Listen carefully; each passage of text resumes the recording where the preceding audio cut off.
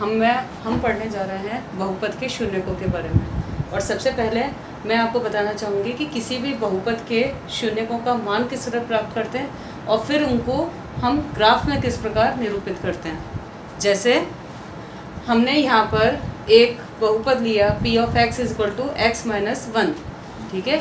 ये मेरा एक बहुपद है, यानी ये मेरा x का एक संबंध है p संबंध के रूप में, और ये मेरा संबंध है x माइनस 1। तो जब हम x के लिए किसी मान के लिए p of x is equal to x minus 1 का मान प्राप्त करें, तो इसका अर्थ है कि ग्राफ पर हम दोनों के अनुदिश निर्देशांक प्राप्त कर रहे हैं। जैसे देखिए x इज इक्वल टू 0, जब मैंने यहाँ पे x is equal to 0 put किया तो 0 माइनस 1 कितना मान आया p ऑफ x का, -1 आया।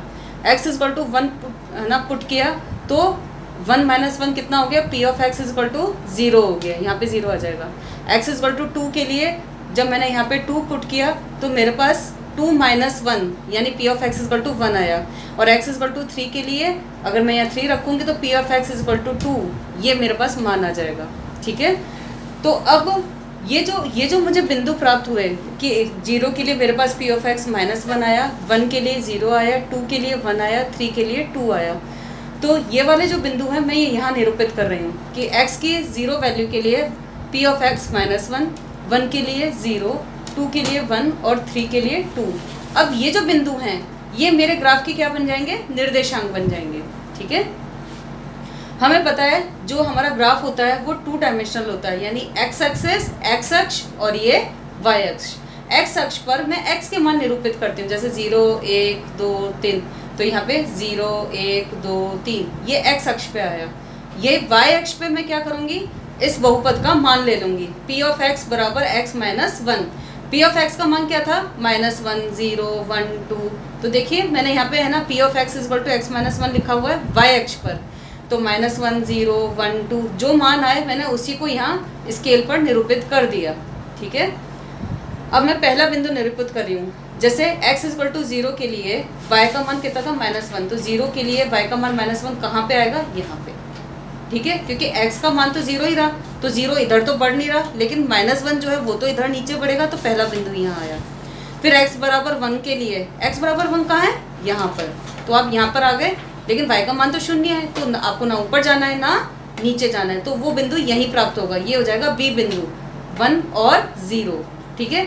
इसके पहले जो बिंदु था 0 और -1 वो यहाँ पे आएगा कि x अक्ष के अलॉन्ग तो 0 हो गया और y अक्ष के अलॉन्ग कितना हो गया, -1, तो ये हो गया 0 और -1, ठीक है। उसके बाद आपके पास तीसरा बिंदु बना 2 और 1 का। तो देखिए 2 की सीध कहाँ है, पहले तो 2 देखिए x अक्ष पर 2 ये रहा, फिर y अक्ष पर 1 देखिए 1 ये रहा। अब 2 की सीध यहाँ पर, 1 की सीध यहाँ पर, इन दोनों बिंदुओं को आप कहाँ प्राप्त किया आपने, यहाँ। तो ये बिंदु क्या बन गया, 2 और 1, और ये बिंदु बना आपका बिंदु C, ठीक है।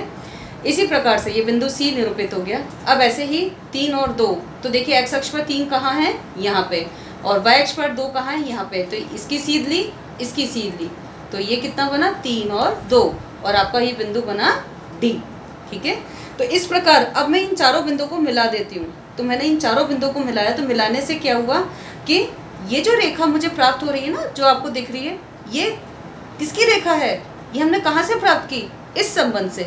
इसका मतलब ये रेखा इस बहुपद को निरूपित करती है, ठीक है। इस रेखा पर जितने भी बिंदु होंगे वो इस संबंध को सेटिस्फाई करेंगे, संतुष्ट करेंगे, ओके।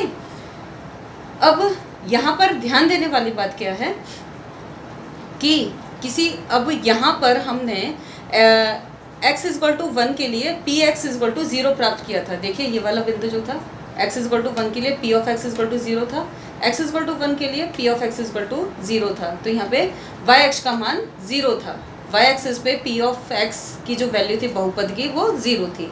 तो x बराबर 1 बहुपद का क्या हो गया, शून्यक हो गया। इसका मतलब शून्यक क्या है, किसी बहुपद QX का शून्यक एक ऐसी संख्या C है कि Q ऑफ C बराबर 0 हो, कि किसी भी बहुपद में जो शून्यक होगा वो एक ऐसी संख्या होगी कि उसको अगर आप यहाँ पर पुट करेंगे तो इस पूरे बहुपद का मान क्या हो जाना चाहिए था, 0 हो जाना चाहिए था, है ना। और ये रेखा आप देख रहे हो x अक्ष को कट भी कर रही है, तो जब ये x अक्ष को कट करेगी तो आपको समझ जाना चाहिए कि ये बिंदु क्या है, शून्यक है। ऐसे ही कोई भी ग्राफ किसी भी अक्ष, अगर x अक्ष को 2 बिंदुओं पर कट कर रहा है, ये 1 और ये 2, ये 1 और ये 2, तो इसका मतलब इस ग्राफ के कितने है ना शून्यक हो जाएंगे, 2 शून्यक हो जाएंगे, ठीक है। तो यहाँ पर भी मैंने यही समझाया हुआ है कि y अक्ष के अनुदिश हमने फलन p ऑफ x बराबर x-1 के मान लिए और x अक्ष के अनुदिश x के मान लिए, ठीक है। x अक्ष पर y अक्ष के सापेक्ष मान 0 ही होता है। आप x अक्ष पे अगर y की वैल्यूज दोगे तो वो सारी की सारी क्या आती हैं, 0 ही आती हैं। और फलन जो p ऑफ x बराबर x-1 है, उसके लिए सिर्फ x बराबर 1 के सापेक्ष ही हमें 0 मान प्राप्त हुआ है। इसलिए बहुपद का जो ग्राफ है वो केवल एक ही बार इस x अक्ष से कट करके गया है, क्योंकि एक ही बार 0 हुआ है। तो शून्यक की महत्ता को समझें किसी बहुपद में, कि कोई भी बहुपद अगर x अक्ष को कट कर रहा है, इसका मतलब x का वह मान उस बहुपद का क्या बन जाता है, शून्यक बन जाता है, ठीक है। तो इस प्रकार हमने सीखा कि हम किस प्रकार शून्यक निकालते हैं। शून्यक की परिभाषा क्या है कि आपका जो फलन है वो 0 हो जाना चाहिए। क्यों हो जाना चाहिए, क्योंकि उसे हम y अक्ष पर ले रहे हैं। y अक्ष पर लेने से क्या होगा, उसका मान 0 होगा, तभी वो x अक्ष पे आएगा। x अक्ष पे आएगा तो क्या होगा, ग्राफ x अक्ष से होकर कट होगा, तो ये जो वैल्यू मिलेगी आपको x की, वो क्या होगी, वो शून्यक बन जाएगी। जैसे ये ग्राफ जो है वो 2 बिंदुओं पे कट कर रहा है x अक्ष के, तो इसका मतलब दोनों बिंदुओं पर जो हमारे बहुपद का मान है वो 0 होगा और दोनों जो हैं, दोनों x के मान शून्यक बन जाएंगे। अब अगले वीडियो में हम ये सीखेंगे किस प्रकार शून्यक निकाले जाते हैं। आई होप आपको ये समझ में आएगा। Thank you.